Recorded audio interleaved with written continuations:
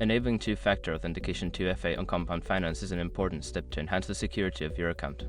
Follow these steps to set up 2FA effectively. Step 1. Log into your account. Visit the Compound Finance website and log into your account using your credentials. Ensure you are using a secure and private internet connection. Step 2. Navigate to Security Settings. Once logged in, go to your account settings. Look for the Security or Account Security section where you can manage your authentication settings. Step 3. Select two-factor authentication. Don't continue before doing this. A lot of online accounts end up exposed in breaches without people even realizing it. Use SR to constantly monitor your email and accounts and get alerted immediately if your information gets leaked online. It scans billions of breached records 24/7 in the background. And honestly, for a few dollars a month, it's something everybody should probably have. Link in the description.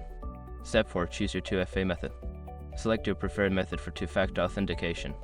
This could be through an authenticator app like Google Authenticator or Authy or via SMS. Follow the on-screen instructions to link your chosen method. Step 5. Confirm and save changes. After setting up your 2FA method, you will typically receive a verification code. Enter this code to confirm the setup. Make sure to save your changes before exiting the settings.